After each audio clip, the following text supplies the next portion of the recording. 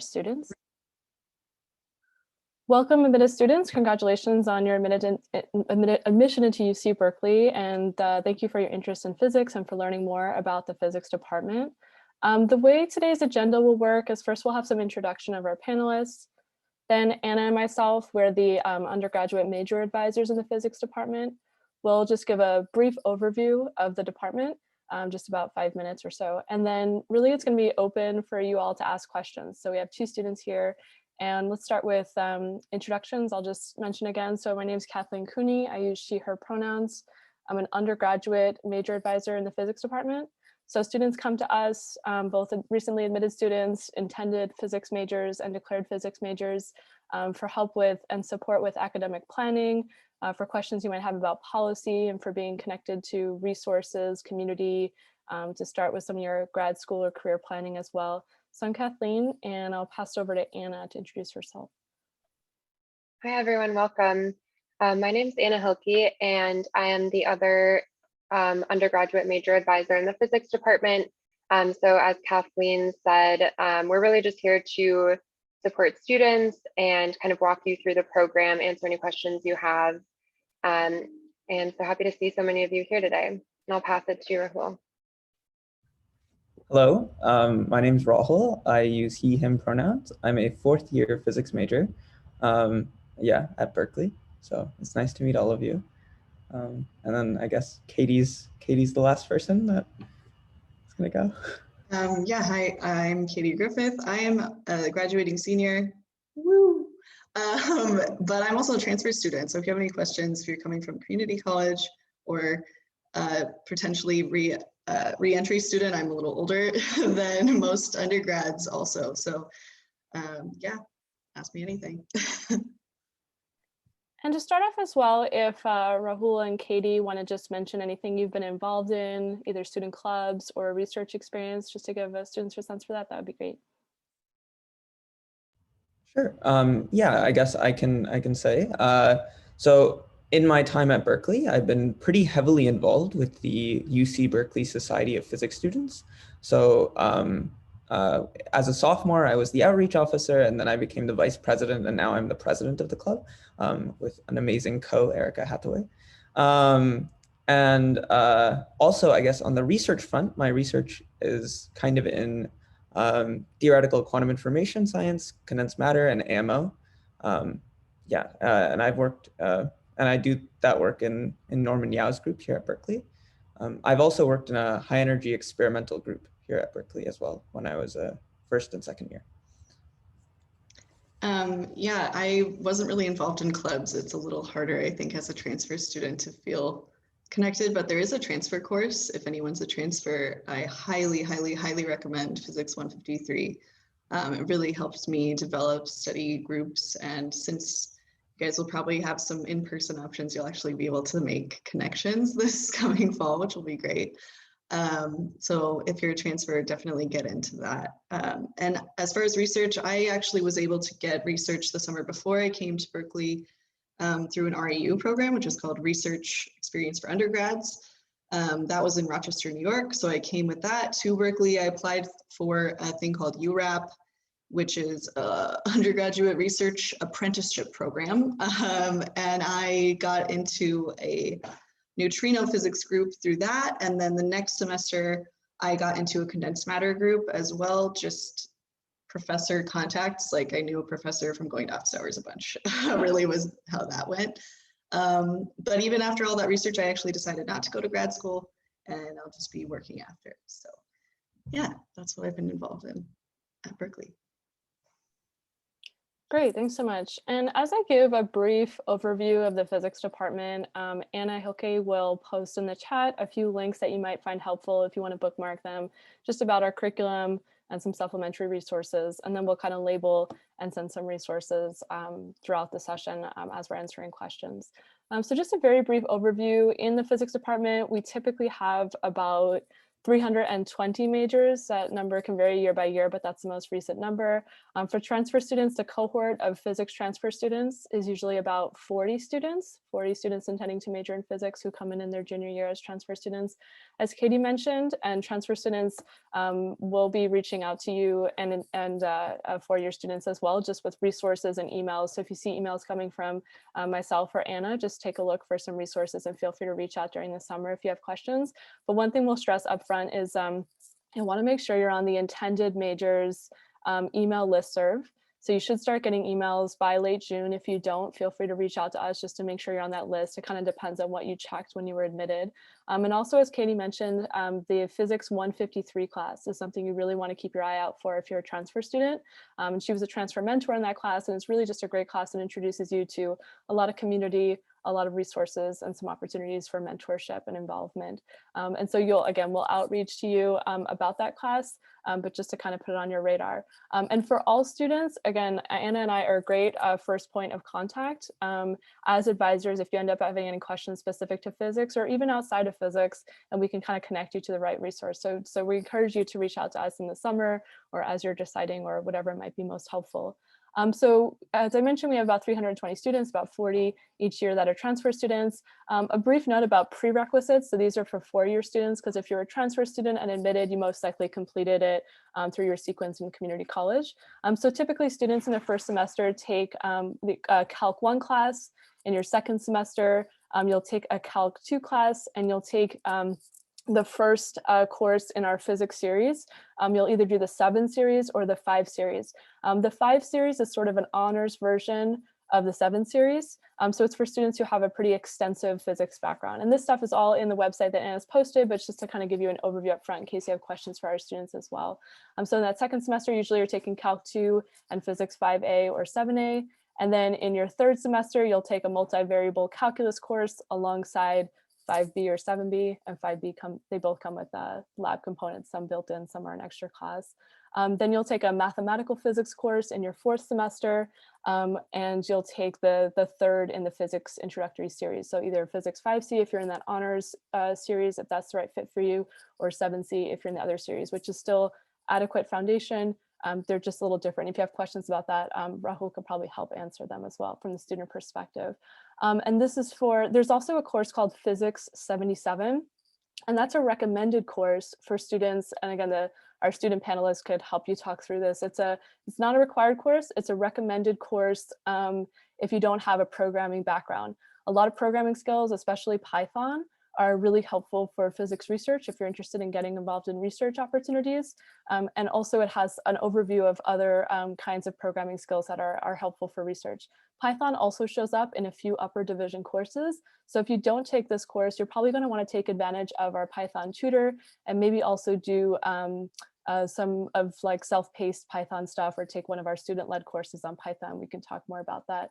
In terms of upper division courses, just a brief overview, there are 8 upper division courses that you have to take. So if you're a transfer student, you kind of hit the ground running with those courses, although you can kind of take a refresher course on mathematical physics if you think you might need that foundation in Physics 89. You can take that if you'd like, but your Math 54 would take care of that requirement.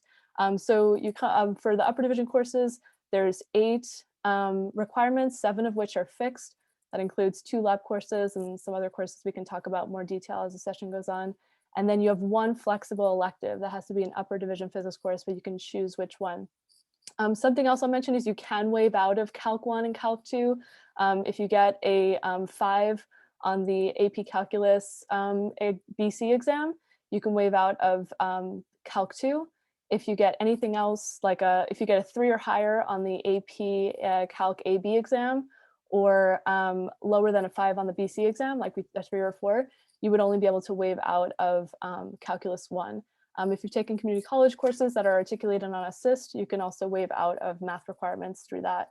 And then the other things we just wanted to mention are really take a look at our physics student organizations. Anna will post a link in the chat if she hasn't already, that just kind of describe the different ways to get plugged into community. Rahul can talk a lot about the kinds of events that the Society for Physics Students hosts and the different kinds of mentorship opportunities involved in each group. And there's a lot to choose from, and it's a good way to kind of get plugged into community, and to also kind of hear about the sort of wisdom that trickles down from different students at different points in their academic careers in those groups. And so, yeah, the mentoring programs, also research opportunities and tutoring resources and advising resources. Something you'll want to just know exists when you come in is that we do have these tutoring resources. We have mentorship built into programs and advising resources as well. And then we can talk about research opportunities a little bit as questions arrive. Okay, so I see a lot of different questions have come in. The first question, can you take a mix? So we can kind of jump in or hand off questions. So you can just kind of casually ask questions in the chat and we'll answer them for you. Can you take a mix of the 2 physics series? That's a great question. So the 5 series, like I said, is an honors version. You can seamlessly start with the honors version with 5A, and then you can seamlessly make the jump into 7B if you find out that's too hard. 5A is really hard though, so you really do want to have a physics background if you want to try 5A.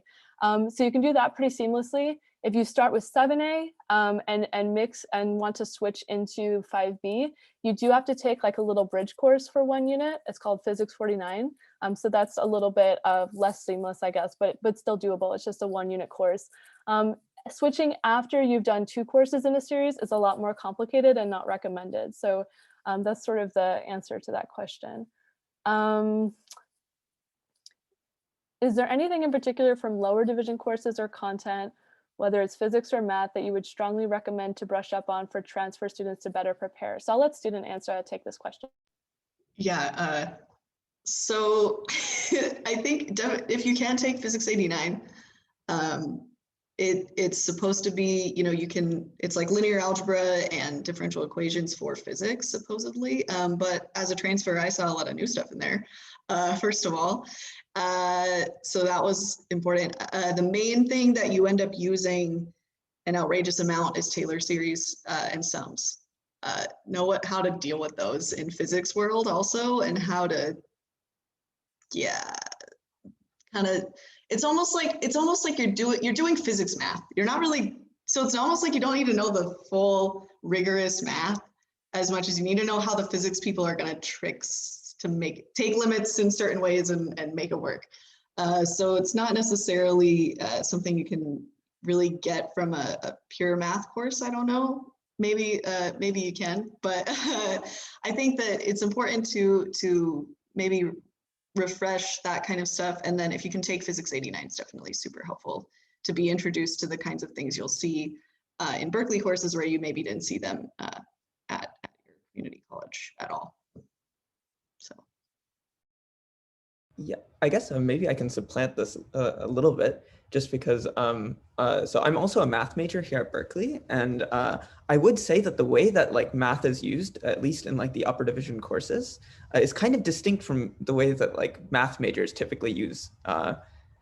It's not actually different. It's just kind of like in physics, in math, you want to like prove everything that you do, and so a lot of what you get in courses is like a tour of like, you know, what type of math is out there in the world. But in physics courses, you only focus on a few types of math, but you use those things constantly.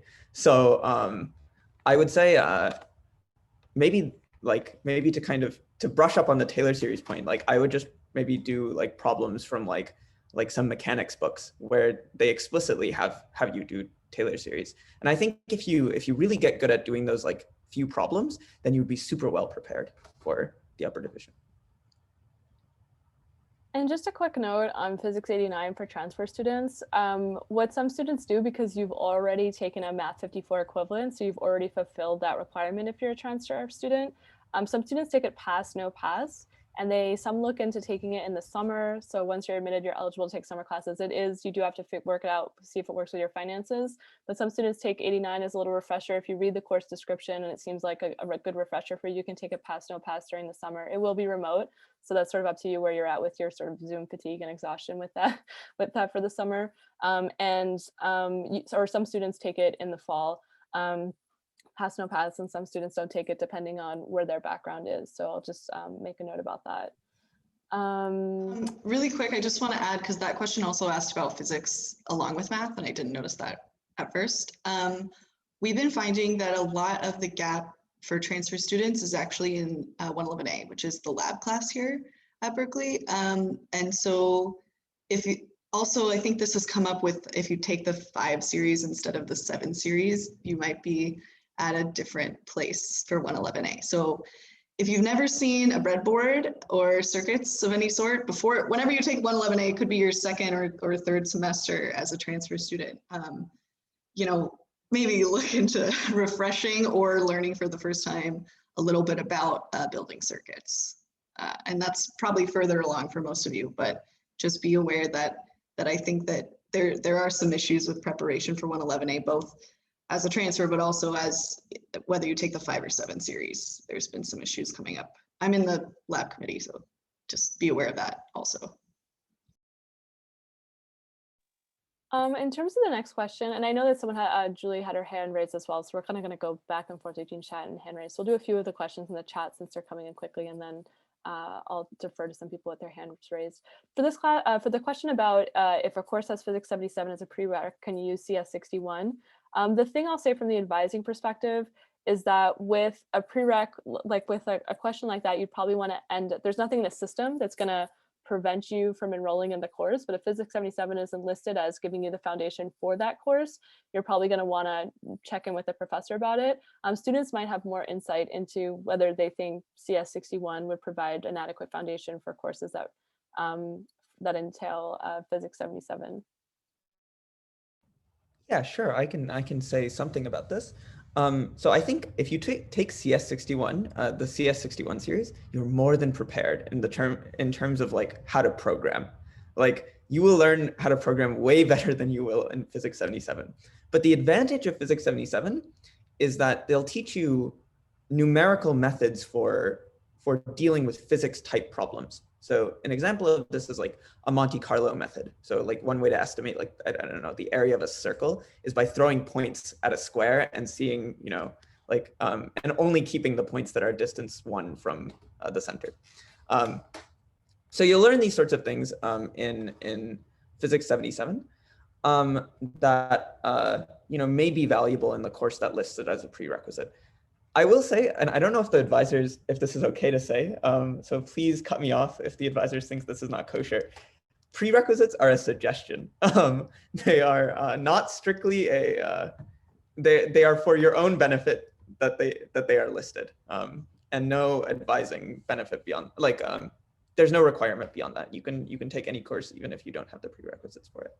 One caveat to that, it is true that the system won't prevent you from enrolling. One caveat is for the foundational courses, there's more cases than not where students don't finish their physics series and they take an upper division out of order without having finished their physics like 7 series or 5 series first, or they don't have the math prerequisite for the 7 series course or something. Those you do want to especially pay attention to, and they're always pointing to some kind of skills that you need. So they're not, you're right, you can enroll in the system. We might not know about it if you don't see your advisor beforehand. So, you know, some students do that if they think they know it from something else, but you do have to fulfill a lot of those foundational courses for, you know, the major declaration. So you do want to check in with your advisor about getting that done at some point.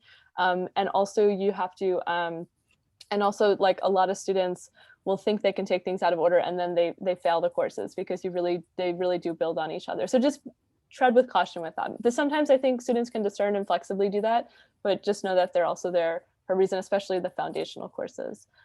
Yeah, I just to No you know, worries. not perjure myself, I want to make sure that, like, again, the prerequisites there are for benefit for you. Like really, like, you know, like they tell you these are kind of the skills that, you know, you are expected to know before you enter the course.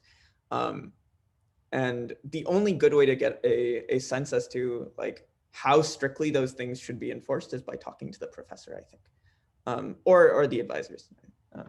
Great, so I see questions are coming in quickly, so we're going to kind of keep going through them. What constitutes a suitable physics background for the 5 series? Students might be able to, maybe, yeah, students might be able to. Yeah, sure. Suitable, I would say, for the 5 series, so you really just need a suitable background for 5A entering into Berkeley. So for that, I would say knowing calculus well and feeling comfortable with the calculus that you learn in like AP Calc is important. sort of at a conceptual level. I don't think you have to do very like hard derivatives or like integrals or anything like that, but they use the concept so regularly that it's you should really have a good foundation in that. And it's good to have seen physics before, to have like taken a physics class before, like even like an AP physics class. Yeah, I would say 5A is a very hard course. Even after taking the entire physics major, it's up there in terms of difficulty. So I'm going to combine, I got a question, a private message. So the next one is, what types of majors and minors do people do with physics? And also someone said, is a doubling with physics seem doable, or is it too tough for students to do? So students, whether you double major or you have friends who do majors and minors that are common, I'll let students speak to that first as well. I think the most common double major is astrophysics and physics. I have a ton of friends doing that. You get an extra semester so you can hang out and take more classes if that's your thing. So that's super doable because there's a lot of crossover with requirements and electives, I believe.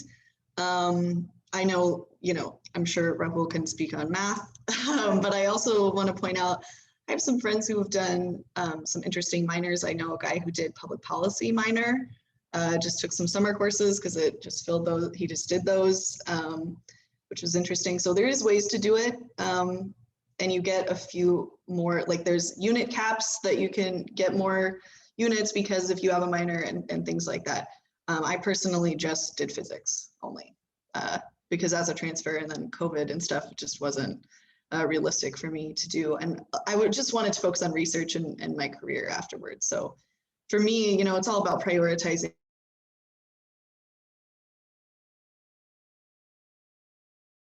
where you want your time. My 153 class, who always talked about how she, got all A's and pushed herself academically to be in lots of organizations and things, but then wasn't super focused on research and then didn't get into the grad schools she wanted at the end. So I just want to point out that, what you prioritize, it doesn't necessarily have to be academics to be in research, to be super involved in your community, or whatever you actually want to get out of Berkeley as a whole.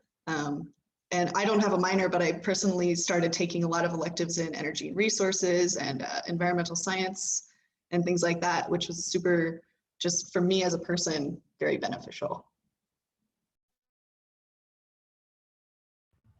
As far as, yeah, no, that was, I think Katie hit a lot of great points.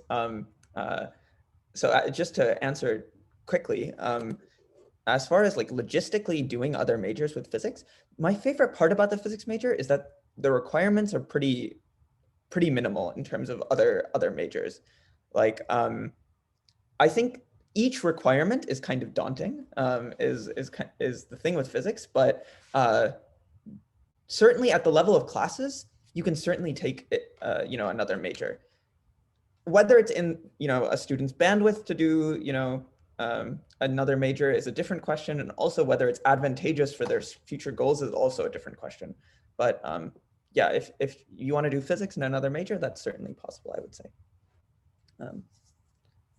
Yeah, and just to reiterate something that Katie and Rahul are beautifully pointing out, it's all about your academic and personal goals. So if you have a goal to get into grad school, research experience is really, really important, and that takes up a lot of your time. So a double major, unless you have another reason for doing it, might not be the best option for you.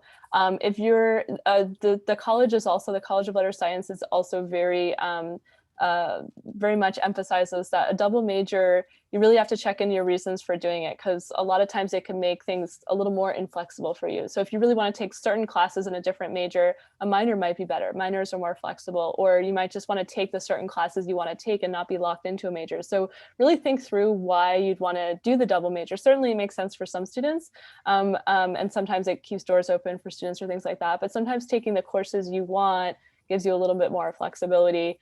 And that's something to keep in mind as well.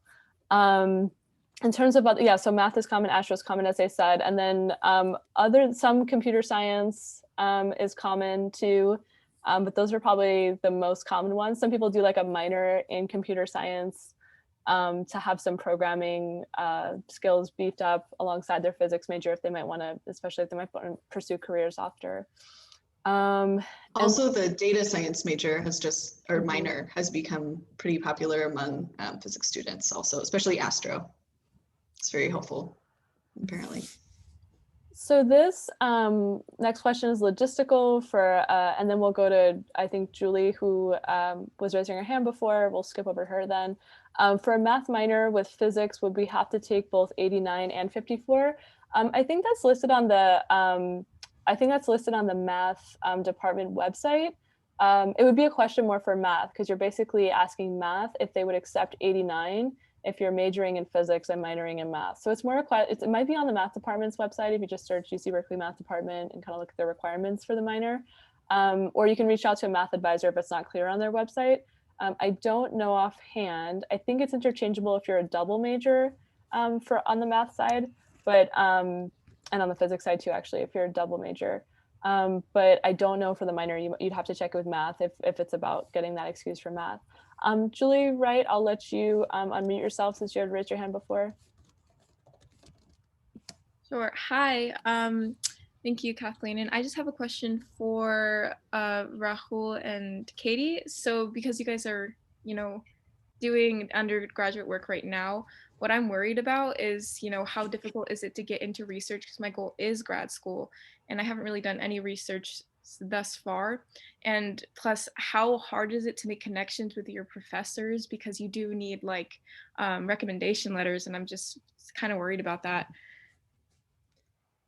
Are you a transfer student or? Yeah, I am. Okay, yeah, it's way harder for us. Sorry, but it's okay. I think that a lot of the professors know that secretly we're more motivated. No offense, everyone else. But I think because we have a limited amount of semesters, we're ready to get into work and hit the ground running.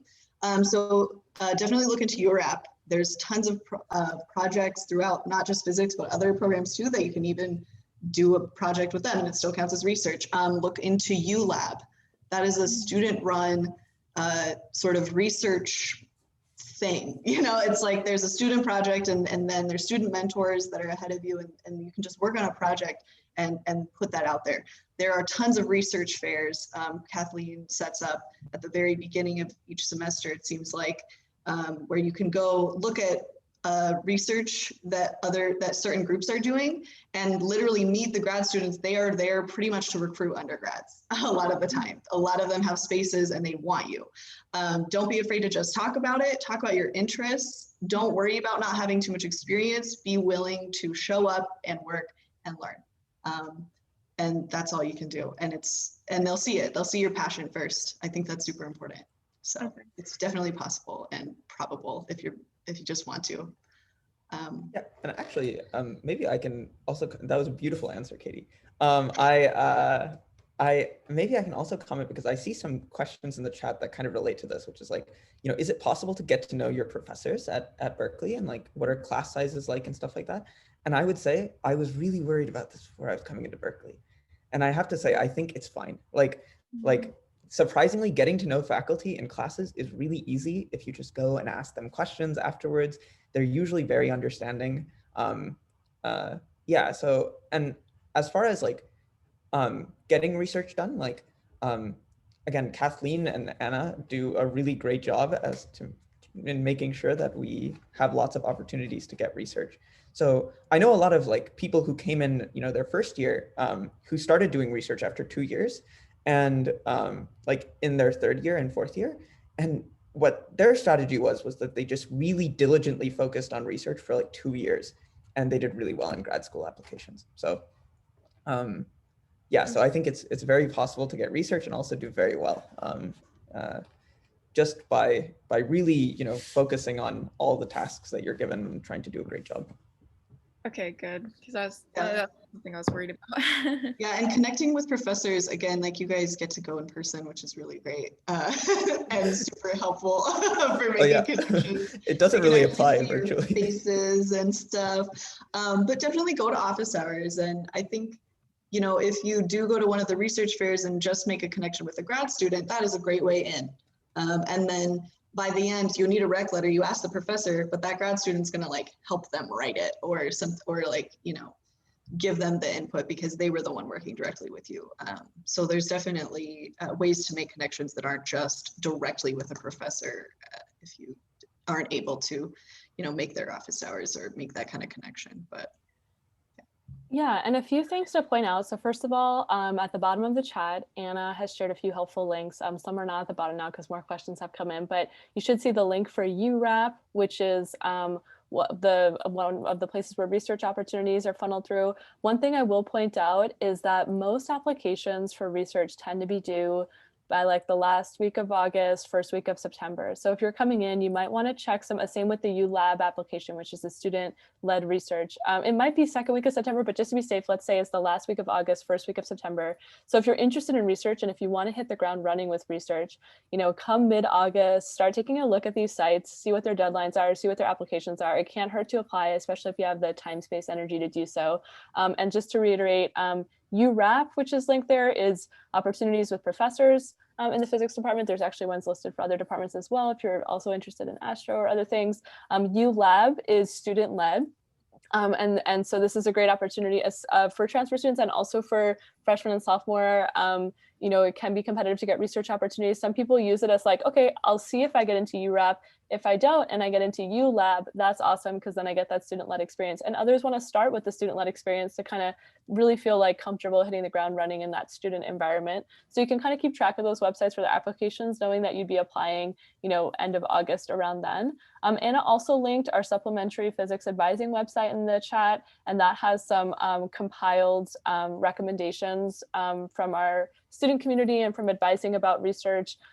Actually, and linked there, and we can add this link, either Anna or Rahul, there's also a wiki page that we have for undergraduate students that provides a lot of information. It's linked in the Notion site, but we can highlight that link as well. And that has student wisdom about different kinds of things, from courses to research experience and things like that. So those are things you want, and then the research fair too. So we do a research fair. We just started doing this past year. We hope to continue to kind of improve it and streamline more positions through it. And that happens like first week of September probably too, and that would be emailed by me. And that's going to have like physics department representation. So those three things keep in mind. And if you want to look at some of the sites and check it out, and if you have questions, you can always check in with myself or Anna. So going back to the questions, what is the benefit? Oh, and a quick thing about double major, it does take some planning. So if you're really, really wanting to double major, meet with an advisor just to see how are you puzzling these courses together alongside any university and college requirements you have, alongside other opportunities. Something else an advisor can point out to you is we know what are the really time-consuming courses. Students can help with this too.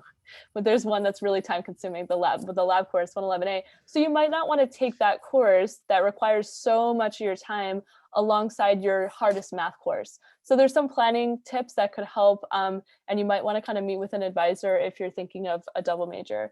This next question here, what's the benefit of taking the 5 series? Do you cover more topics? Is it helpful for grad school applications? One thing I'll say up front, we have plenty of students who have a good foundation from the 7 series to take the courses they want to take and get into grad school off the 7 series. So it's not necessary for grad school, certainly. Rahul should be able to speak to more about benefits or other things. Yeah, so I'd say that there's a couple of benefits to taking the 5 series. So the first I would say is at the level of community. Honestly, like you meet a lot of people that are like solely interested in physics when you go into the 5 series. That's not to say, like, we spend a lot of time, I guess, on the club side, making sure that people from the 7 series who are interested in physics, you know, get integrated into the community. But the 5 series is kind of just a really natural way to do that. And there's also lots of resources, because the 5 series is really hard, there's lots of resources that the department has for it. The other thing is the 5 series is hard, like for a reason. Like, I think, you know, in your first semester at Berkeley, really, or like in your first year at Berkeley, like really, you know, working through kind of challenging problems will teach you skills that you somehow use throughout the entire physics major. Like when I first took the 5 series, I was like, this is unnecessary. Like, this is so hard. Like, why are they doing this to me? And then later on, like 2 years later, like I like, you know, a lot of the strategies that I learned to like solve these problems just came up and helped me, you know, either in my research or in other classes that weren't in physics. And so I would say that's kind of the big benefit. Like, yeah, it's kind of like the assurance that if you take the 5 series, you've certainly learned all of the problem solving skills that you need to be successful. I can't speak to the 7 series, but I will say that the 7 series is also really well done. So you'll get those problem solving skills as well, but it's kind of like trial by fire versus like trial by like a gentle, you know, heat or something. I don't know. 2 quick things to point out about the 5 series. One is there's a 5A study hall that was started by one of our students, and that's a really invaluable part of the 5A experience for many students because 5A can be really, really challenging. So we have 7 series. I think there's some tutoring as well, but 5A in particular has a study hall, just like where you can go and study and get some help with that. Also, from what I've heard from students, and this is anecdotal, but maybe Rahul could confirm, 5 series is a little bit more conceptual. Someone said it's not as applied as the 7 series. It's more on the conceptual side. I want to be careful with the word conceptual because it's very technical also. Like, you know, you do have to do lots of calculations and be very careful. But I will say that they spend a lot of time like isolating kind of the useful bits of intuition that like, you know, show up a lot in physics. So one thing that's kind of a meme is the harmonic oscillator, and they spend like 4 weeks on that, like, and make sure that you really understand the harmonic oscillator, like for everything that it's worth. So yeah. Great. And yeah, mindful of the volume of questions and time, so we'll kind of move through these too. Can you describe what seminar classes in the physics department are like, students? I can go. Kathy, Katie, do you have? Sorry, Kathy. Katie, do you have? Okay. I was thinking of an old physics advisor. I don't know. Are seminar classes like? Does that mean physics 153 or? Is there actually like seminar classes for lower division that I never took because I'm a transfer? Oh yeah, there are actual seminar classes in the physics department. Then I don't know. Some of them are graduate courses. I think there was once an undergraduate course for it. But the seminar classes are not really classes. So I've taken one, and you basically go, you meet with the professor on the first day. He tells you seminars are this time every week. You go to the seminars and you call it a day. Like you get an A if you show up to them. Yeah. That's it. It's a really good way to force yourself to go to seminars. But I think that's what they're like. Okay, and if the question is about something else that we're missing with the vocabulary, just feel free to restate it if it's about like upper division courses or something like that. Next question was, are there a lot of classes that recommend Physics 89 as a prerequisite that would incentivize me to take that over the summer? So I don't think it's, and I'll put a link to the academic guide where you can see the courses, all the physics courses listed with all of their prerequisites in the chat. I'll do that in a moment. But I don't think there's a specific course. It's more knowing the mathematical physics. I guess maybe students can speak more to this. I can't think of a specific course with 89 as a prerequisite. It's more just having that familiarity with mathematical physics. Yeah, I think you got it. Yeah, it's just it just gives you kind of a survey of all the tools that you need in physics, and it's nice to have, I would say. Okay, and then job opportunities in physics after undergrad. One quick aside is that we have a Piazza page. So once I have a moment, I'll do the academic guide and the Piazza page in the chat. And if you have a free moment, I've put it in the chat, and if I see it there, I'll go with that. But our Piazza page is a way to anonymously or not anonymously ask questions to our sort of like student hive mind. So questions about courses, students are on it and usually respond within a few hours. So once you see that linked, I forget if it requires your Berkeley email address or something, but you could ask questions to the student community about what their student experience has been like in a certain course or in a certain club or something like this.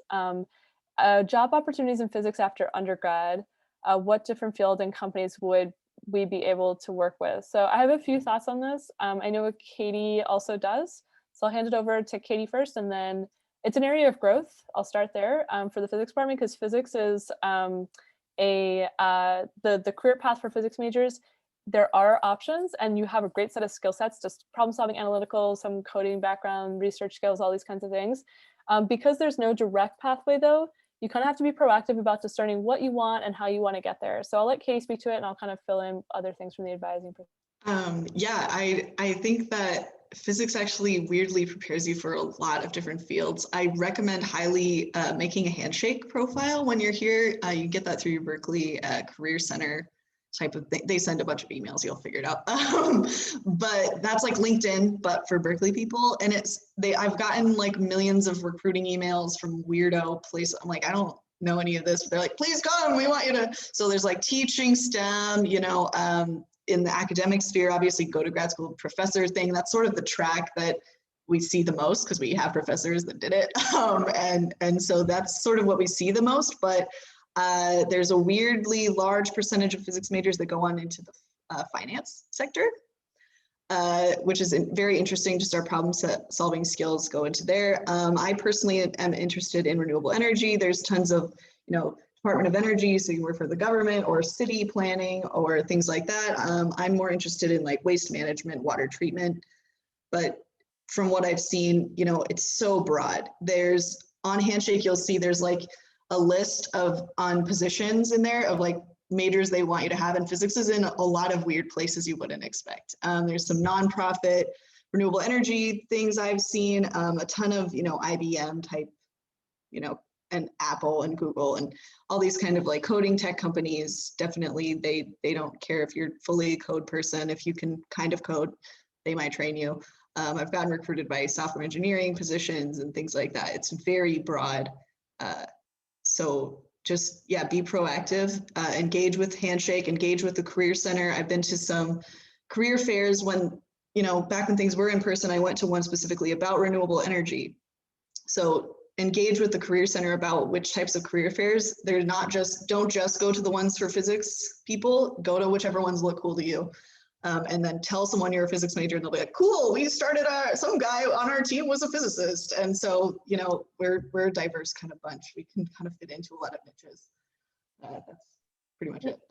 Yeah, so this is something, thanks so much, Katie. And I might actually end up picking your brain a little bit more after you graduate, just for any tips you might have for students. But if you'll see in the bottom of the chat, thanks so much, Anna. So she's put the academic guide, the Piazza page that we talked about, Handshake account, which is this, like Katie mentioned, you want to create one and start seeing what kinds of things are posted there, jobs and internships and career fairs, because a lot of the information gets streamed through there. It's sort of the platform through career services for students. I also posted 2 links. One has a lot of different resources that we've compiled from the recordings of events, our grad school and career events. So recent alumni who are in different industries, what their advice are, answering students' questions. We also have like slides from career presentations that show the steps to take, like create a Handshake account, how do you update your LinkedIn, how do you focus on the analytical problem solving research skill sets that you have, how to kind of look at the different jobs out there. So there's different search engines embedded in those links that I sent, where and some resource sheets where you can see like what companies and jobs do physics majors have nationally and also at Cal. There's different things embedded in those links if you kind of poke around. And then once you see those, you kind of want to start asking yourself, which direction do you want to head in? Do you want to beef up your coding skills and be eligible for those coding kind of jobs? Do your analytical skills mixed with your business interests make you want to lean in there? And so you do have to be a little proactive with thinking through what your interests are. And certainly Anna and I can be a first sounding board, but the Career Service Center has a lot of helpful points as well in going to those career fairs. But there is this proactive piece from your end where you know what your skill sets are, you want to keep identifying the things you like and don't like, and then kind of start even informational interviewing or kind of learning more about certain industries. So it does have to be a little bit more carved out personally than say the grad school path, which is a little bit pre-carved out. So take a look at those resources on your own time and feel free to check in with us if you have questions. Next question on the chat, oh wow, okay, a lot of questions. Okay, I'm scrolling up. Okay, we'll go through these more quickly. There's a lot. Seminar class, okay, we did that. Job opportunities, different fields. Okay, so we mentioned some of those things. Take a look at those resources and check in if you have questions about them. But we see mostly students applying analytical and programming skills for the most part. And you can take a look at the job titles for physics majors. Are there classes that are generally recommended we take the summer before freshman year? No, no. No, I think just enjoy your summer before freshman year. I don't think you need to take anything, no. I mean, some students, if they really want to get ahead in some way, and you wanted to take the Calc 1 requirements, so you have that and you can start sooner, that's your choice. But I would say it's been a tough year. You might want to just relax this summer. It's really intense. It can be intense at Cal. So I would recommend relaxing, but if you wanted to get ahead, you can look at the prereqs and see if you wanted to take one of those. Learning Python on your own could always be helpful if you really want to do something, or like they said, beefing up on calculus skills and things like that, but nothing specific you need to take unless you want to get ahead because of your own personal reason. How should you get research? I think we've talked a little bit about that, looking at UREP, ULab, and the research fair coming late August. It also doesn't hurt anytime you go to a talk, and there's actually talks called colloquia. You'll see them on our website every Monday. Those can help you kind of learn more about your research interests, but there's also different kinds of faculty talks, and some of our student groups have faculty talks and things like this. Anytime you hear something interesting or a professor, you learn on the website that their research interest is interesting to you, it doesn't hurt to potentially reach out to them or go to their office hours or send them an email just to learn more about their interest or kind of make a connection or see if they might have a research opportunity. That process kind of still exists. And I just want to mention it so it's not like a hidden process and that everyone knows about it.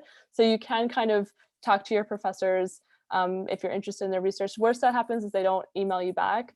And that happens a lot, but sometimes they do email you or you're put on their radar and they can connect you to something. I would say for the 5 series, if you've gotten a 5 on the AP exams, it's really what you have the physics background, as Rahul said. If you have the kind of calculus background that he said, you're probably a good candidate. I would say, you sound like you'd be a good candidate as long as you have the calculus background as well. It's just if you want to take it. Anything to add for that, Rahul, about if someone got AP physics, got a 5, is a 5 series good for them? Oh yeah, I think so. For everybody that has listed their credentials in the chat and asked if they were okay for 5 series, yes, like all of you are are well prepared, or as well prepared as you could be. Yeah. Thanks. The question about, and I'm just talking quickly to make sure we get through these. We do have until 2:30, so we'll be here until 2:30. LNS physics major compared to the engineering physics major. So a few things up front. One is if you're admitted to the College of Letters and Science, you're admitted to you could only have the option for the physics major in Letters and Science, which is a BA. The engineering physics major is through the College of Engineering. So that would be if you're admitted to the College of Engineering. So if you're admitted to Letters and Science, the physics major through Letters and Science is what you're eligible for. If you want to take classes at the College of Engineering, you could, but you could look into transferring into the College of Engineering, but that's a little bit more complicated. The difference is you can take a look at their different prerequisites and setup. Engineering is a little bit more applied. They have some different courses. It's a BS rather than a BA, so a Bachelor of Science rather than a Bachelor of Arts. So some of the requirements in the College of Engineering versus the College of Letters and Science are a little bit more science and math focused, which makes it a BS. Other than that, I don't know if students have anything to say, but the main thing I'll mention is as a College of Letters and Science student, you'd be a physics major in Letters and Science. So that would be, and you can, if you look at the engineering school and want to take courses there, you would just be adding them supplementary. Any other comments from students? No, I would mostly just say echo what Kathleen said. Like I think engineering physics majors, like the major tends to be a bit more applied. So the nice thing about doing engineering physics though is I think there are less requirements from the College of Engineering than there are from Letters and Science. So these are kind of the things to weigh. Yeah, and again, if you're already admitted into Letters and Science though, you probably wouldn't switch over into the College of Engineering. You'd have to go through a whole process and try to switch colleges, which you'd really have to figure out if that's right for you. And also our engineering physics students use a lot of our resources, and there's a relationship between the colleges. So there's that. Would an A-level, okay, so we already talked about that. That should be okay for the 5 series background. For transfer students, how hard is the process of switching from Astro to physics? Is it even possible? Basically, I don't know what courses you took in community college, but the thing you'll want to focus on is, what courses you took in community college and how those compare to the prerequisites for physics. And then beyond that, it's just kind of about mapping out, when you look on the Astro website, what their requirements are to see if you'd have to make up any of the prerequisites based on what you took in your community college. So if you happen to have taken the Astro prereqs in your community college, it might be a little more seamless. If you wanted to make an appointment with Astro, maybe would be helpful, go to the Astro website just to see where you are based on what you took in community college. So it might be possible, it kind of depends on what you took in community college. I will say that usually the cadence for upper division courses is that you take 2 upper division courses per semester as a transfer student. So, you know, when you look at how many extra courses you'd have to take by switching, you just want to see how that balances out. And an Astro advisor could tell you, but it really depends on how many more prereqs you'd have based on what the Astro prereqs are and based on what you took in community college. Any other comments from Katie on that? Or? Yeah, I mean, I have some friends who are doubling Astro and physics, but totally switching, I think, would be easier than that. But if you already had some Astro background, I don't know, like if you're coming in, it seems like the background's the same. I think the prereqs are the exact same. Coming from CC, they only have a physics series. Oh, okay. Yeah. They don't really have an astrophysics, at least at mine. Maybe you had a good CC, I don't know. But I think the prereqs for these majors are the same. So, but if you come into Berkeley and for one semester take all the Astro courses and then decide to go to physics, you might already be on track to get an Astro minor, and then you could get more classes and have more time potentially to you know, finish your physics degree. But again, just talk to an advisor about where exactly you're at. That's the best way to go. Yeah, to kind of map it out semester by semester. And it might be helpful to start with an Astro advisor, but we're happy to meet with you as well if something on the physics that would be helpful. So what are opportunities for physics during the summer? Are there internship opportunities as opposed to research for physics? So I'll say up front, we did just, and Anna, thanks so much for being so good with the links. We did just start this Pi Squared program, which I think the logo always looks like it's saying Pi 2, but it's Pi Squared program. It's a funded research opportunity for physics students in the summer for research. There are funded research opportunities through certain labs, or you can get units for research. In terms of internships, we don't have any established, unfortunately. I'm working on this to try to get some partnerships or just some more pipeline kind of things for people interested in careers. But as of now, we don't have like a specific partnership such that students get internships there. We do have emails that come through. So being on our listserv, you can learn about some internship opportunities. For example, we have an alum at Tesla. He emailed me, so can you advertise this to community? We have summer internships, and then I email it to the community and you can apply. So several things like that come through and you can apply for those internships. Your best bet for internships, as Katie said, is to get a Handshake account and search for internship opportunities. Meet with a career advisor, look at LinkedIn. There's an internship fair through the career services. So it's not going to be like a set path, like, oh, we have this partnership and there's 10 internships or something. I hope something like that happens in the future. Unfortunately, we don't have that now. So it would really be, again, being a self-advocate if you want to go on the career track. It's still an amazing thing, being a physics major, going on the career track, studying what you love and figuring out what jobs are there that really fit your interests. Our department chair has recently talked to you about how you are uniquely prepared as a physics major to solve like problems that aren't as defined. Like you're not just solving a problem that's there, you have this extra skill set. So a lot of what you're going to have to self-advocate for is naming those skill sets, identifying them and identifying your interests. And so it does take a little bit more work on your end. Advisors and career services will help, but you will have to be proactive to reach out and to find those kinds of opportunities. Anything else to add about the internship piece, Katie? Yeah, definitely going to career fairs and things like that. You could get an internship with a company in a summer and then they'll hire you out of graduation. I have a friend who is doing that essentially. But also SULI is one of the major ones, and that's through national labs, but it is technically called an internship, laboratory internship. And that's just doing research, lab research, but for the government, essentially for Department of something or other, depending on which lab you get into. And I can post a link actually to SULI. That's a really good summer program, but usually they want you to already have research experience. But that's a good internship program anyways. So. And yeah, another thing with internships and research, again, just to plug, because I know the next question is about community, which I'll let students speak to community, but just to plug trying to get involved in something, whether it's a physics 153 class to find your transfer student community, or physics student groups and things like this. There is this wisdom that trickles down. I have so many students who are like, I didn't know about any internships. My friend is in this one, and she just talked to her manager and they had an internship there. So being plugged into community, you do get like some options just become available that you wouldn't have known as. Just another thing about summer opportunities, there's this thing called the REUs, which are funded research opportunities. This is research, not internship. Funded research opportunities at different research universities if you want to get taste for research in another university, and it's a cool way to spend a summer.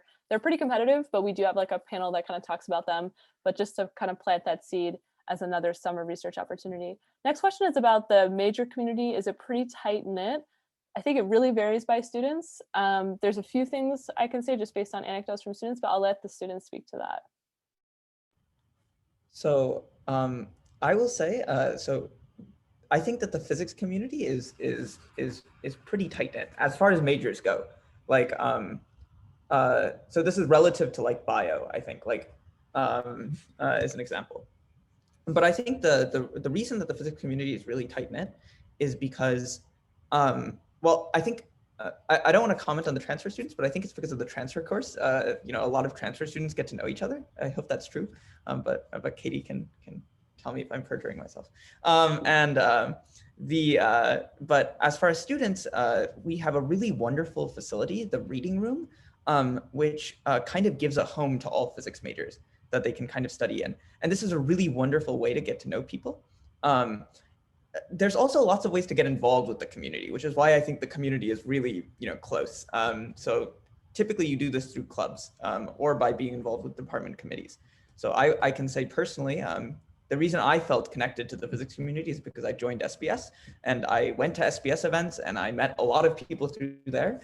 And Kathleen keeps talking about how wisdom trickles down.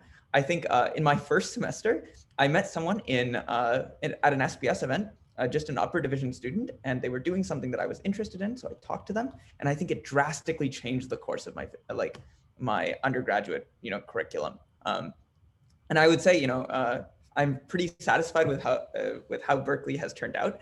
And I think the entirety of this is because I got to meet these really wonderful students at these events. So. Yeah, I definitely think the physics 153 class for transfers is super important. I know someone who didn't take it and just was like, wait, you guys all hang out? Oh, what? I missed out. So that's really important for transfers, but also I think it's important to remember that, you know, at least as a transfer, I think pretty much all of us have imposter syndrome at one time or another in here. I think that is important to say that. Because Berkeley is pretty much putting everybody who's good at shit in the same room. It's hard to feel unique still. It's hard to feel like you're standing out still. And just, you know, trying to go to those events and feel engaged sometimes is harder. And sometimes you are isolated. And I mean, COVID just happened, so we're even more isolated. But I just want to make sure that, you know, you all belong here. You should know that. And it's okay to be the person in those office hours that's going, I still don't get it. Say that, do that thing you just did on the board for 30 minutes. I need to see that again. Just because all these other people in here are nodding along going, yes, I understand. They might not. So I think that some of there is connection, there is events you can go to make connections with our community, but just remember that it can be easy to be isolated by the feelings of inadequacy because it seems like everybody in the room is understanding something and you're not, and that is not true. And I think, I hate to be this guy, the reading room for me was not a good place to be in. Sometimes you can find people in there working on the same stuff as you, which is great, but other times, again, I'm a transfer student, I'm new, I'm just working on a chalkboard. Somebody I've never met in my life comes up and goes, interesting that you did it that way, and then just walks away. And I'm like, gonna help me or just okay. You know, so I think it's important to know that can happen too. And community is in a sense up to you. if you do go to those events, it is hard sometimes to motivate, but just know that these events are there for you. The advisors are there for you to help you find these events, to find your niche inside of this community. So.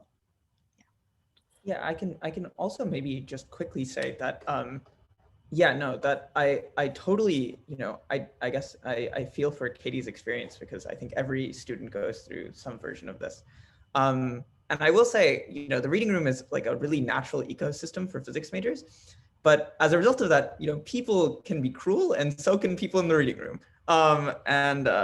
Especially, yeah, I don't know. I will say that a lot of the times that I felt the closest to people is when they admit that they just don't understand stuff. Like, surprisingly, like the lesson I've learned at Berkeley is that it's just okay to be dumb. Like, I don't mean dumb. I mean, like, it's okay to not understand things, because, if you're really, really, like, if you really want to understand what's going on, like, you're going to be like the least knowledgeable person in the room, like, most of the time. And then, eventually, there are less and less rooms to be less knowledgeable in, but you keep finding the ones where you're not so knowledgeable. So yeah, I will say that finding a community, like, and finding a group of people make you feel happy to be at Berkeley and make you feel like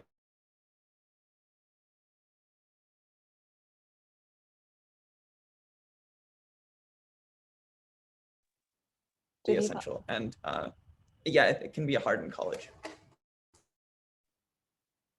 Thank you. I'm so glad that so many sides of and facets of the student experience were shared. And I think some things to highlight too are Cal carries this prestigious weight to it. Cal Physics carries this prestigious weight to it. That's definitely there, and that definitely affects students, every student in different ways, around feeling included, feeling like they belong, the imposter syndrome stuff. So your journey as a student is definitely going to be marked, as Katie said, by finding your community, by being a self-advocate, and know that there are resources here, like advisors. Like, if you're overwhelmed, you're also probably going to get overwhelmed by events, by options, by not finding study groups at first, and all these kinds of things. So advisors can be a first point of contact to be like, okay, what are your interests? Okay, this group might be good for you, or starting with this event might be good for you. So we can help you sift through those things so it's not so overwhelming, because there is a lot going on. And it is going to be really valuable to find your smaller community within physics. And so whether that's transfer, whether that's a group, I think you do want to go in thinking like, okay, let me kind of take some time and think through what that group could be, or research experience, or yeah, like getting involved with student groups, because otherwise as a default, it can be a little isolating, because it's a lot of work, and it's a lot then of self-doubt that can come up and things like that. So just know that that journey of self-advocating, of having to find your own community, is a part of things, and there are resources there, so you can have a good experience, and you can be honest about the bad parts of your experience. But just know that there's people along the way, like advisors and like student clubs and transfer communities and things like that can help. In terms of, so thank you for those really thoughtful answers.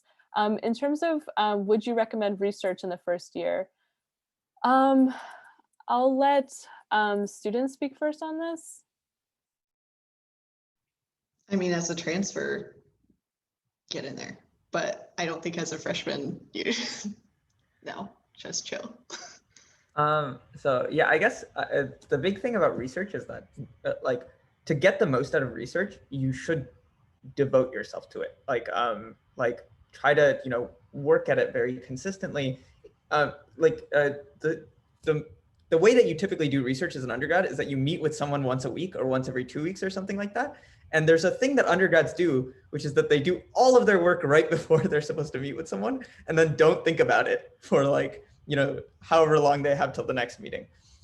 You don't want to do that. So I think if it varies from person to person, if you feel like, you really got a handle on the whole college thing, and you know how to, like, organize your schedule well, so that you can put consistent effort at this research, the research group that you're working in, then by all means start freshman year.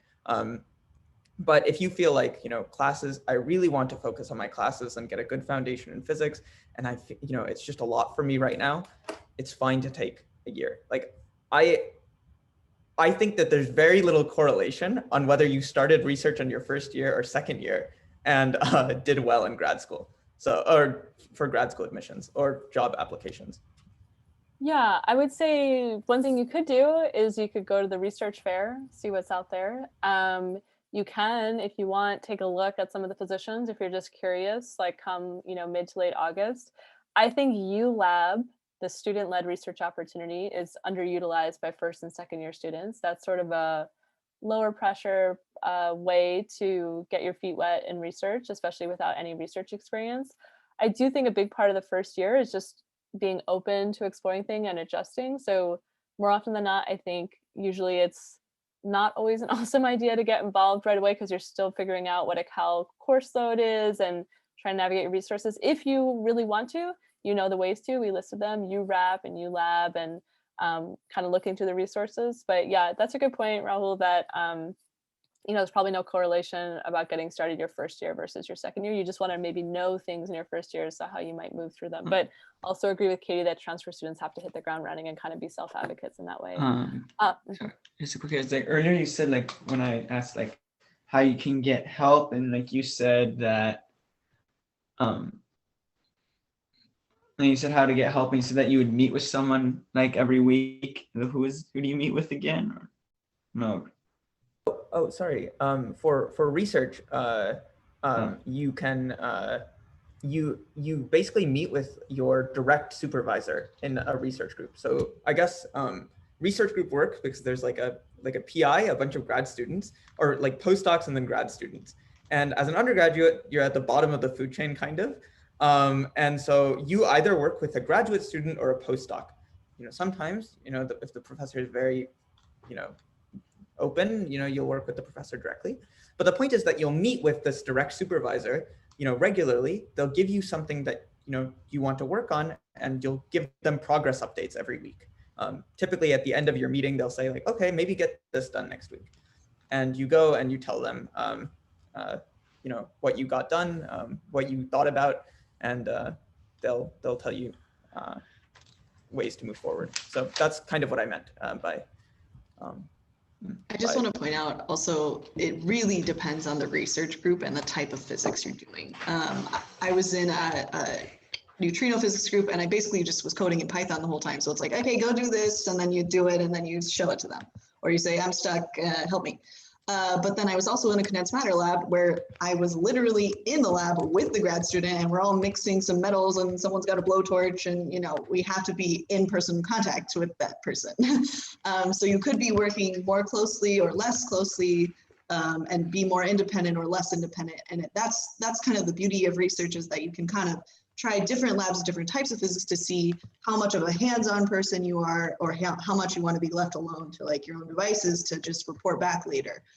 So that research is very broad in that sense. You just want to make sure it's your happy place. You have the type of work environment that you want to have. And if it's not right, you just tell them and go find another research group. Yeah, but also just another thing. So how, I guess for help in general, how for like undergrads, freshmen, and for classes, like how would you get help there? Okay, like studying and like coursework help? Yeah. Okay, gotcha.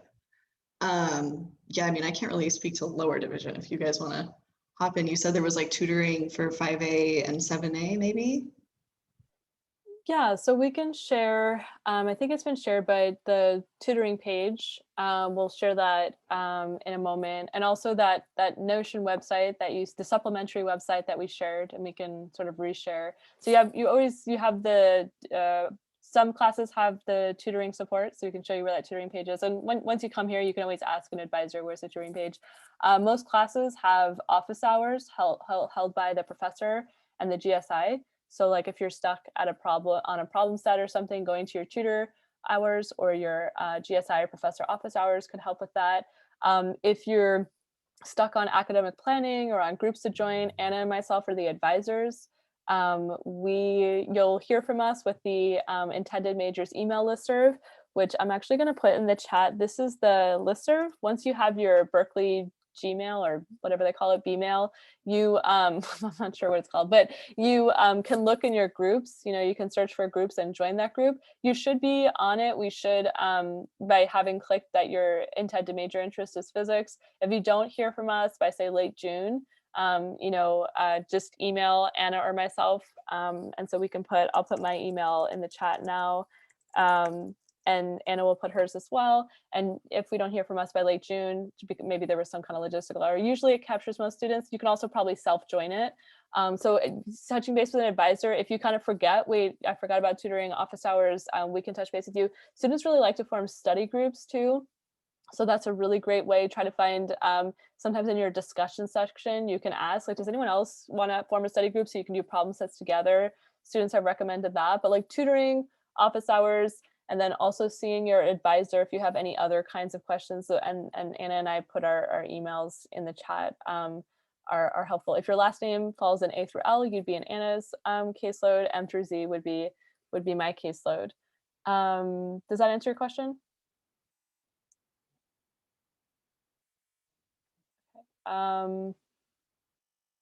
Okay, and so I see, David, that your question was also framed as how easy is it to find help? It can be a little challenging sometimes, so that's why definitely use your advisors and these resources as we talked about. And if you kind of forget or can't find them, reach out to your advisor. So just for the sake of time, we're going to move through some of these other questions just to make sure we get through to everything. I think the next one was, are we going to record it? Are we going to share the recording? I will share it on our CalWeek page, and if it's on like our physics main website, and it's the CalWeek page, and if you can't find it, you can email us, but we'll probably share it by the end of today or tomorrow. I'm trying to see where we were before. Okay, is there a link to make sure we're on the mailing list? I put the intended, you can self-join it probably once you have a Bmail account, a Berkeley Gmail, and if not, you can reach out to us to be added to it, but you should be able to self-add. 7 series better for someone who wants to double major. The decision between 7 and 5 is more of the other factors. I mean, for the 5 series, the 5B and 5BL are slightly more units because the lab course is separated out. So it's a little bit more units and time, and it's a little harder. So it's a little bit more time, but I think the decision is more about, the other factors, like what your physics background is, your calculus background for the double major, and what your academic goals are and things like that. I have some research in particle physics and machine learning as an incoming freshman. How soon can you begin research? Some students do begin freshman year, so same process. Look at the URAP come August. Yeah, you can start freshman year. It's more rare for sure, but you would just look again at the URAB, ULab, and research fair, and we've linked those things before in the chat. And then if there's a professor whose research interest you really like, you're always welcome to reach out to them or try to talk to them or take a class with them and see what happens with that as well. But yeah, you can start research as a freshman. It's just competitive, so you just have to see what happens, but some students get it. Sorry, but going a little fast, just mindful that we have 15 minutes left just to make sure we get through it. What does physics research actually look like? What types of things will we be expected to do, and how much physics do we apply in the research? So if students can answer that, and again, just sort of mindful of time to kind of hit the high points in that question. Yeah, I think I already pretty much talked about this, where you could be doing coding or potentially hands-on things. It really depends on the group. So just be mindful of that. Ask the grad student or the professor you're talking to about what they do day to day. And then as far as how much physics we apply in research, again, very variant, depending on which group you're in, but also a lot of the research is very fine point. You're applying one or maybe a few concepts from maybe one class type of thing, or a few background. For me anyways, it's always been like, okay, we're going to talk about just this thing, specialized in one thing. So it's kind of like you're applying all of it, but also one specific thing you maybe didn't actually even learn in school, if that makes any sense. But I'll just leave it there.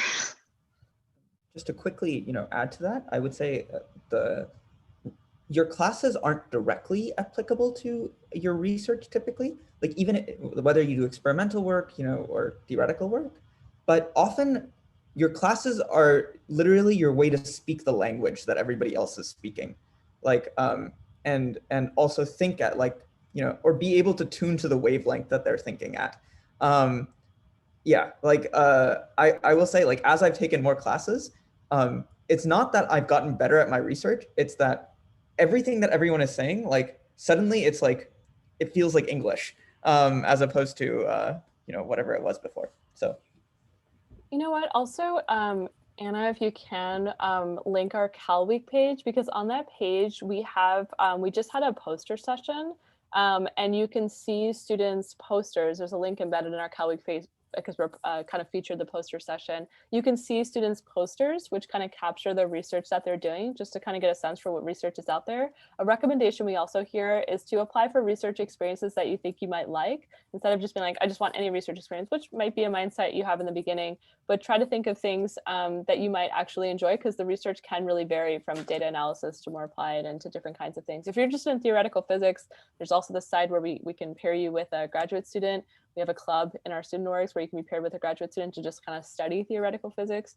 So there's a lot of options. The kind of main thing is, you know, reach out to your advisor to figure out what's the best for you. So Anna will put that CalWeek link, and taking a look at those posters will give you examples of different kinds of research experiences. In terms of the transfer major, switching into astrophysics, we already mentioned that you really want to meet with an astro advisor. You want to go to the astrophysics page, look at the astro requirements, and just see how your prereqs lined up from community college, and then meet with an astrophysics advisor to plan it out. It wouldn't require much logistics. You just meet with the astro advisor and see if there's a path forward that makes good sense for you. But since it's all in the same college, it should be okay. And there's a lot of overlap. You just want to check that out on the astro side. Do you need a lot of experience in research to get into physics research? As far as I know, no, not necessarily. Again, once you start looking at URAP and things like that, they all have different requirements. So that's one thing you're going to want to pay attention to, especially if you're a freshman or a transfer student or might not have research experience. Look at the requirements. They might require a certain kind of math background or coding background, but we do have some students who don't have as much experience. And we also have ULab, which again is that student-led experience, which is a great way to get your feet wet in research if you don't have experience and want to kind of be eased into it in a different way. Any other comments from students in terms of, do you need a lot of experience to get research? I think the answer is just pretty much no, and just look at the requirements for the opportunity.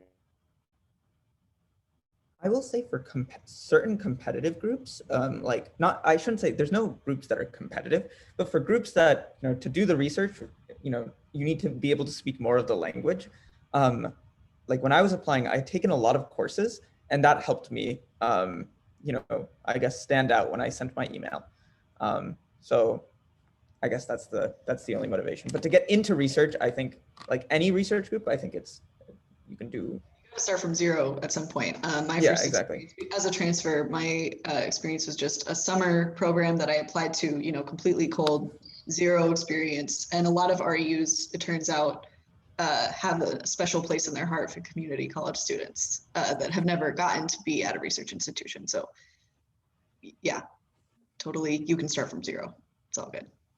Great, thanks. And I'm just gonna go through a few of these real quick. I'm not sure what the RU Berkeley is a part of. That seems like a fun hashtag. How effective is the GPA in order to get into a master's program? These are big questions. We don't have a specific master's in physics in our department at Cal. It's attached to a PhD. GPA is valuable for a PhD. Often students tend to be over the 3.5 range, not exclusively, but it is important. But most important for graduate school, like PhD programs, is going to be your research experience and your letters of recommendation. So those are the things you want to lean into. For future jobs, usually GPAs aren't as important. It's more the experience and the skill sets that you're bringing to. But these are more questions you'd want to bring to the master's programs you become interested in. And also looking into their admissions and working with a career advisor about how GPA factors in, which tends to be not as much. Just going to kind of give briefer answers just to make sure we get these in. Ordinary differential equations and linear algebra at my community college is 89 is available in the summer. If you just search Berkeley summer sessions, it is doable in the summer. There's an online version created. It is definitely doable. I would take a look at the course description, maybe reach out to the professor or put a note on our Piazza page to see if you think it could be helpful for you. You could always reach out to the professor and see if there's a syllabus, to see if the information covered there are things that you know or could review. Students have different experiences about whether it's helpful for them or not. Study abroad programs, I have to say that those are a little bit more challenging for physics majors because you'd have to individually see if you can get upper division requirements pre-approved from universities, which can, it's just a case-by-case basis. Students who I know who've been abroad tend to take general requirements from the college in their abroad experience because it can be harder to do physics abroad. You can try to submit a course and see if it get approved. We don't have any specific study abroad programs that are approved for physics. Our students tend to stay on campus and they'll either get a course pre-approved or 2 courses pre-approved if they can, which is like a course evaluation process, or they'll do an abroad program that takes care of other requirements, and they'll try to take some summer courses or something to make up the physics courses that they've missed that semester. We don't have internship abroad programs specifically for physics as well. Again, that would be an example of working with a career advisor and trying to see what else is out there. And if we get emails coming through, we pass them along. I see Katie posted some great stuff about, the Sully internship. David, we talked to you about finding help. There's a question for Katie. At what point in your time in Berkeley did you decide whether to go into a job or grad school? Honestly, I'll put my email at the end and I can give you my life story at the end if you want. Since we were short on time, let's try to get through more of these and then I'll message you directly, okay? Sure, and just a lot of students make that decision by trying research. If you love it and you're going to be doing 6 years of research, then you would apply to grad school. If you Honestly, don't love it, it's not a good, yeah. I mean, it was COVID for me that pushed me out of doing in-person research, and that was the only reason I was continuing to do it. So I just decided I wanted to stop doing academia. That's the short answer.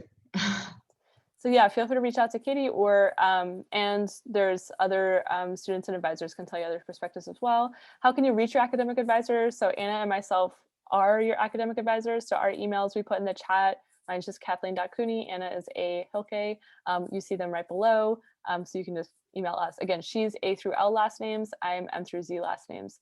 How competitive is ULab? Not sure. They have a great website that they're really responsive on. You can reach out to them and see. Usually depends on the number of mentors they have. From as far as I know, they're usually accommodate a good number of their applicants. I don't know much beyond that. So you could reach out to them to learn more, or if you can't find their information, reach out to us and we can connect you with someone in ULab. But I do know quite a few students. I think there's at least 40 per semester. It depends on the number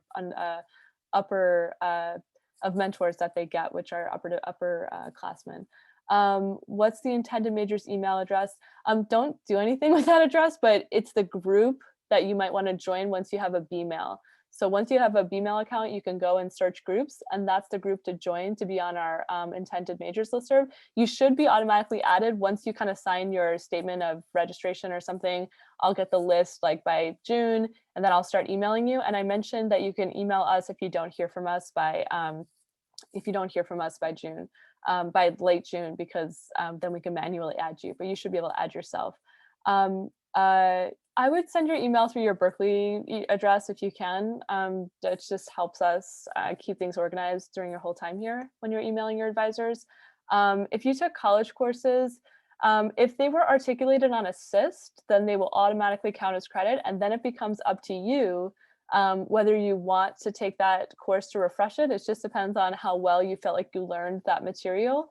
But you can always take 89. So there's kind of a mix for transfer students. It's kind of up to you. I would look at the description for 89, see how familiar you are with those concepts to see if it might be helpful to you, or reach out to Katie, or we can put you in touch with students if you want to really think through 89. Or again, our Piazza page is a great resource as well, which we pasted in this chat. And then, great. So Rahul says, check out his posters. So yeah, the posters are linked there. Thanks so much, Anna. Our research opportunities as open to internationals. All of our research opportunities here are, through our physics department. Sometimes when you apply for these REUs, these external ones, they sometimes have some restrictions, but in the physics department, they're open. Engineering physics jobs, you can get those. You might want to start with your LSBNA degree. You might want to start kind of thinking of the kinds of jobs you might be interested in engineering physics, because some students then take a supplementary course or two from the engineering department, or they might do an informational interview with someone from a company, maybe just gather information about that job and see if they're looking for a specific skill set from engineering or from programming. So you might want to just be a self-advocate in that way, but we certainly have students going into engineering jobs, and you can look at our career resources to see the kinds of companies they work for. Great resources here. There's emails. Can we post the Piazza page URL again? Okay, they did it, which is great. Thank you. That's where you can kind of ask your questions to the student. And then yeah, assist shows you where they're articulated. It looks like we're all we're all up to date on questions. So again, we will post this recording on the CalWeek portion of our website. Are there any last questions?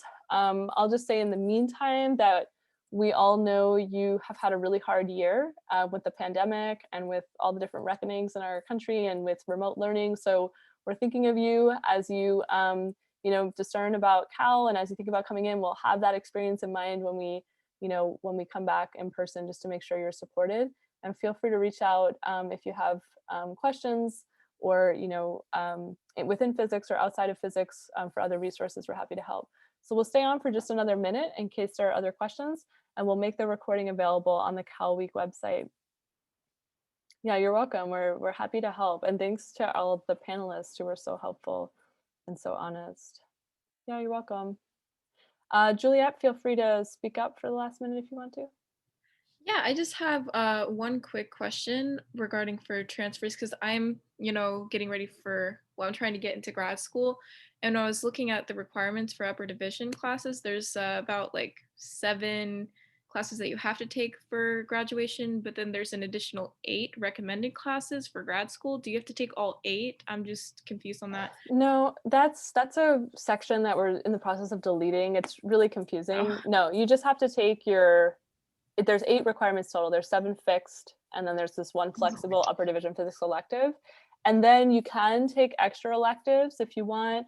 You can have your research experience, but that list, we're in the process of getting that uploaded. The one that has like math classes and things like that. Certain areas of research, you can talk to professors in that area if they recommend additional courses. But no, those extra, you only need to take we have students who get into graduate school with just the 8 courses coming in. It's really the research experience you're going to want to beef up. And any extra courses would just be if you're interested, or if the area of research you want. And it can look good, certainly, to have more classes, but we have students get into grad school with just the 8.